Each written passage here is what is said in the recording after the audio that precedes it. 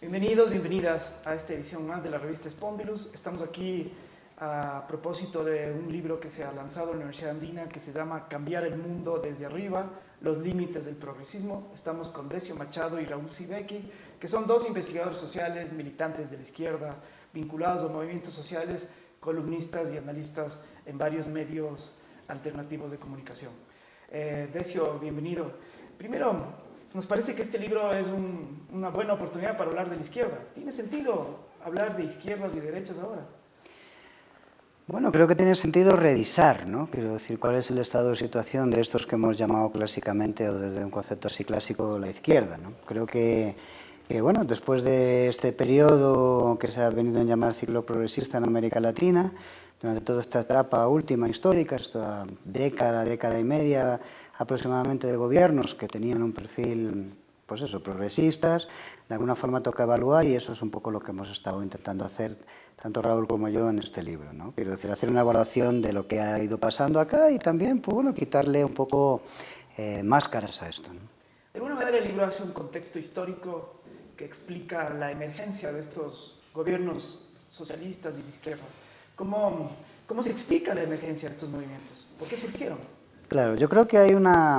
O sea, el libro recoge un poco los antecedentes a estos gobiernos, efectivamente, y ahí de alguna forma recoge, digamos, un periodo de luchas importantes, de empoderamiento social por parte de los movimientos sociales, es decir, de las organizaciones populares, y todo lo que significó, digamos, un ciclo de luchas importante que, digamos, que transversalizó una década, ¿no? O más. En este país, sin ir más lejos, es decir, cayeron 3 presidentes durante un periodo de inestabilidad permanente, como ejemplo claro de lo que fue, digamos, ese momento de luchas.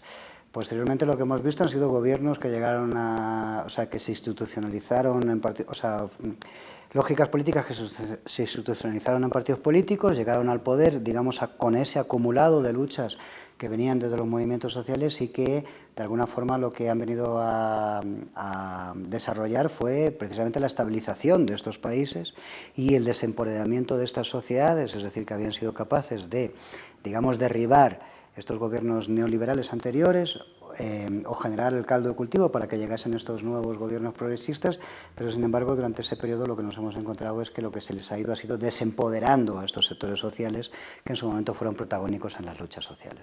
¿Cuál puede ser el aprendizaje después de todos estos más de 15 años de estos gobiernos? Y ahora estamos viendo que está volviendo, digamos, de alguna manera a la derecha en Argentina, en Brasil, no sabemos qué va a pasar en Ecuador. ¿Cuál crees tú que es el legado y cuál es la reflexión que amerita para la izquierda este periodo? Yo creo que el libro de alguna forma intenta posicionar varios elementos para la reflexión, no deja, digamos, no asevera nada, es un libro que lo que plantea abre ventanas, digamos, para que podamos mirar un poco más allá y yo creo que con lo que tiene que ver en concreto con lo que plantea Ramiro me da la sensación de que hay una referencia a que quizás deberíamos repensarnos si las lógicas, digamos, electorales son precisamente digamos, las hojas de ruta capaces de transformar nuestras sociedades. Y esto se hace desde un planteamiento muy concreto, que es la necesidad, o sea, lo que se ha entendido en estos procesos por transformación del Estado, que nosotros entendemos, los autores entendemos de que no ha habido tal transformación del Estado, lo que ha habido ha sido sustitución de funcionarios públicos o de altos funcionarios públicos, pero no transformación del Estado, y en este sentido, es decir, sin transformación del Estado difícilmente es transformar, digamos, lo que rige el Estado, que es la sociedad de alguna manera. Por otro lado, evidentemente nosotros seguimos poniéndole el protagonismo y seguimos creyendo que el actor fundamental no son los políticos ni los grandes presidentes estos que han llegado en esta etapa, es decir, ni caudillos ni cosas de estas características, sino más bien el pueblo organizado, y eso se canaliza a través del tejido social organizado en las sociedades. Ese tejido social se desmanteló cuando teóricamente lo que pensamos es que un gobierno que se llama así progresista, es decir, y que viene del acumulado de las luchas de estos movimientos, lo que debería haber hecho, en todo caso, es generar las condiciones para que estos movimientos tuviesen mayor empoderamiento y mayor participación social, política. Lo que hemos asistido a esto ha sido precisamente lo contrario. Y en este sentido creo que hay reflexiones cruzadas en el libro, aparte de otras tantas más, es decir, que van abordando diferentes temáticas en cuestión. Nos dices que que el libro sugiere algunas ventanas por donde mirar. ¿Puedes decirnos muy brevemente algunas de esas ventanas que tú crees que deben inspirar a la izquierda? Bueno, yo creo que el libro hace algunos, sin ser un libro histórico, es decir, rescata algunas memorias, es decir, de procesos revolucionarios anteriores y de debates anteriores en la izquierda, y viene a significar, es decir, cómo esto que se ha venido a llamar con tanto atrevimiento socialismo del siglo XXI tiene un déficit importante desde el punto de vista de la elaboración intelectual y de la teoría, digamos, revolucionaria, ¿no? Decio, el capitalismo, el problema central. El capitalismo siempre es el problema central. El capitalismo, evidentemente, es el problema central, y el problema de los procesos posneoliberales es que han carecido de programa anticapitalista. Entonces, ¿tú crees que el rol de los gobiernos progresistas en general fue modernizar el capitalismo, podríamos decir? Sí, yo creo que el rol de los gobiernos progresistas ha sido modernizar el capitalismo a través de una reinstitucionalización del Estado, que no es un fenómeno solamente de los gobiernos progresistas. La salida a la crisis del 2008, incluso por gobiernos que no son progresistas, incluso por el gobierno, digamos, hegemónico a nivel mundial, por lo menos hasta ahora, ¿no? Estamos en un proceso de mundo en cambio, ¿no? Que son los Estados Unidos, utilizó al Estado para salvarse de la crisis de las hipotecas subprime, ¿no? Fue el Estado el que salvó la General Motors, fue el Estado el que salvó algunos bancos, fue el Estado el que salvó, digamos, digamos, grandes focos de poder económico en crisis en la economía norteamericana. Eso lo hemos visto en España después de la crisis de la hipoteca, o sea, de la burbuja inmobiliaria, y de alguna forma lo estamos viendo en América Latina. Una pregunta más, Decio. ¿Cambiar el mundo desde abajo posible? Solo se puede cambiar el mundo desde abajo, lo que es imposible es cambiarlo desde arriba, porque arriba están las lógicas de poder, y las lógicas de poder son estructurales y no vas a cambiar, digamos, el funcionamiento del poder. Lo hemos intentado históricamente, la historia de la humanidad ha sido la lucha por eso, y hemos visto como todos los procesos, de una forma o de otra, se han ido mermando por la capacidad del poder de transversalizar, digamos, mecanismos, digamos, que establecen cuotas y espacios definidos, es decir, de los que uno no puede salirse, ¿no? No es casualidad, es decir, que toda esta tecnoburocracia que accedió a estos gobiernos, y que muchos de ellos han sido dirigentes sociales, que venían de movimientos sociales, etcétera, al final se hayan visto atrapados en esos esquemas de poder. Creemos que el mundo se cambia desde abajo. Creemos que solo será posible transformar las cosas, es decir, desde los espacios de donde está la sociedad, donde está la gente, no donde está su representación política, ni donde están los líderes que ganan elecciones, sino desde las sociedades, y creemos que hay muestras palpables de eso. Creemos que se están haciendo cosas descatescas, creemos que en los caracoles zapatistas se está transformando el mundo, creemos que en el Kurdistán sirio se está transformando el mundo, y creemos que hay otros espacios, es decir, a lo mejor con menos referencia internacional, es decir, donde experiencias desde lo pequeño, desde lo cotidiano, en comunidades, etcétera, están generando nuevas formas de hacer ante una crisis de carácter multidisciplinar y que vive este planeta, y donde no va a ser posible subsistir si no cambiamos el paradigma. Raúl, muchísimas gracias. ¿Puedes, por favor, decirnos, el libro se llama Cambiar el mundo desde arriba, los límites del progresismo? ¿Cuáles fueron esos límites? El límite principal es haber pretendido cambiar desde el Estado. Nosotros consideramos que el Estado es parte del sistema capitalista, del sistema mundo capitalista, y el Estado-nación es una de las principales trabas para cambiar el mundo. Es todo lo contrario de lo que piensa hoy una parte mayoritaria de las izquierdas. Pero los clásicos pensaban distinto. Los fundadores del socialismo pensaban que había que superar el Estado, ¿verdad? Que había que ir más allá del Estado, o crear otros nuevos poderes y destruir el Estado capitalista. Hoy quien menciona que hay que destruir el Estado es calificado casi como de terrorista, ¿verdad? Pero Marx, Lenin planteaban que había que destruir el Estado y trabajaron en esa dirección. Entonces nosotros pensamos que hoy el Estado, cada uno de los Estados-naciones, son mecanismos de reproducción del capitalismo. En contra de lo que piensa la mayoría, insisto, de las izquierdas, que creen que el Estado es algo neutro, que si viene uno de derecha lo utiliza para sus intereses, que si viene uno de izquierda, sí, lo puede utilizar para intereses personales, pero lo que es las relaciones sociales existentes en la sociedad no se pueden cambiar desde el Estado, porque las relaciones sociales, no digo la propiedad, los decretos, ¿verdad? Se pueden hacer desde el Estado, pero la solidaridad, la ayuda mutua, la minga, el AINI, eso no se puede decretar, ¿verdad? No se puede implantar desde el Estado. Entonces ahí pensamos que el Estado es una de las principales, no la única, traba para modificar, para cambiar las sociedades.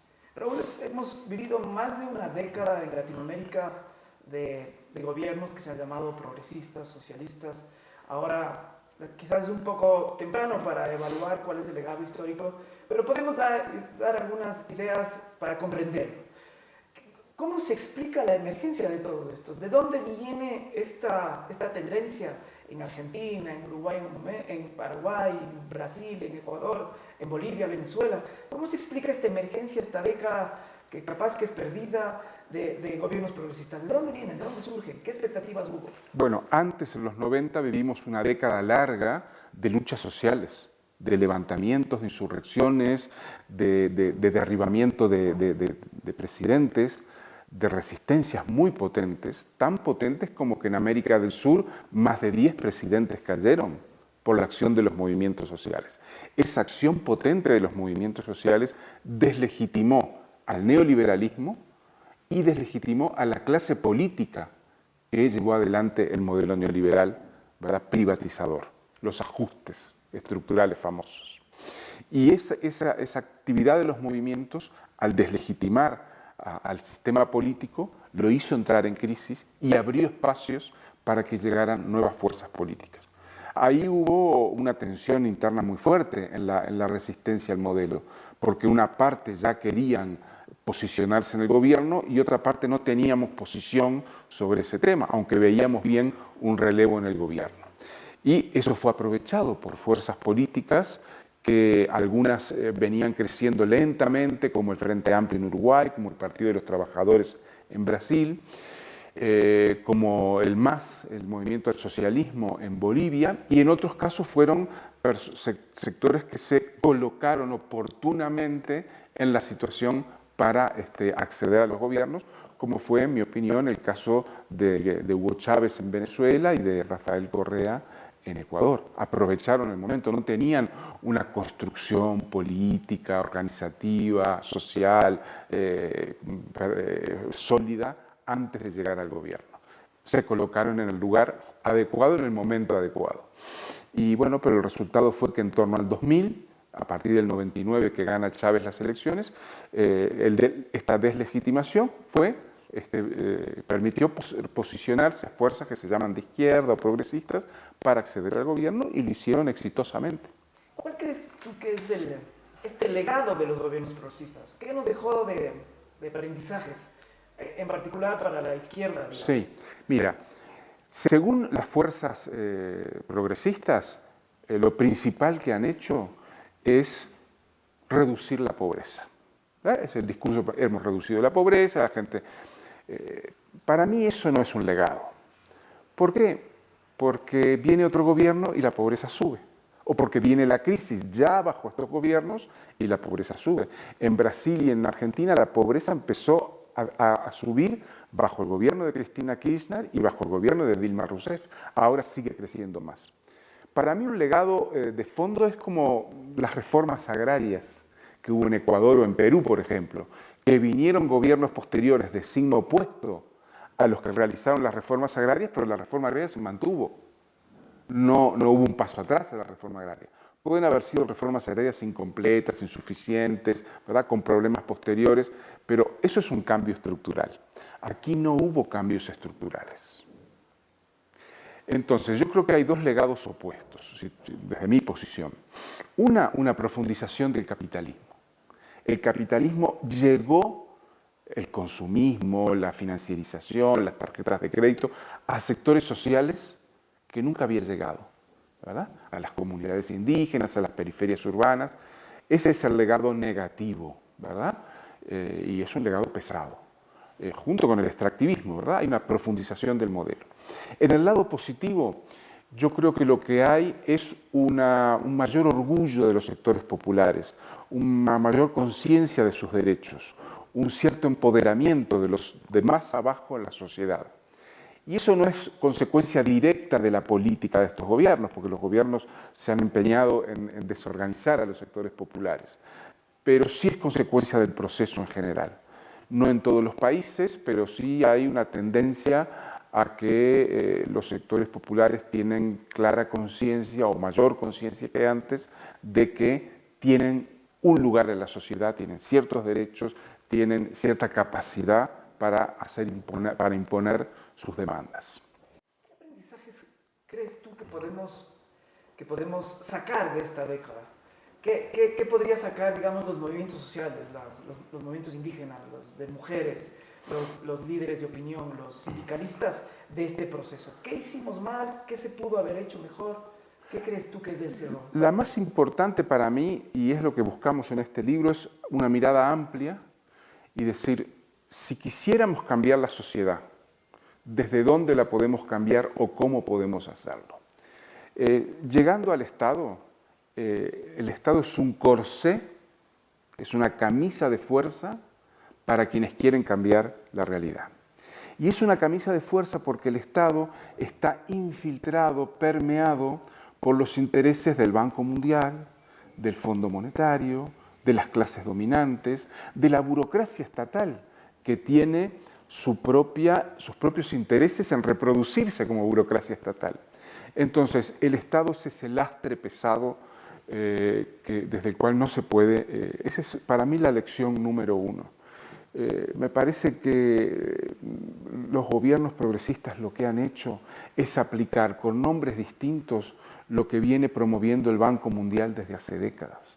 Todas las políticas sociales, del combate a la pobreza, todas las transferencias a los sectores populares, eso es política del Banco Mundial, que ahora la retoma. Ahora el think tank no aparece directamente el Banco Mundial, aparecen nuevos think tank como Flaxo, y que me perdonen, pero es quien digita las políticas, no solo las sociales, las políticas en general de estos gobiernos y quien provee los cuadros.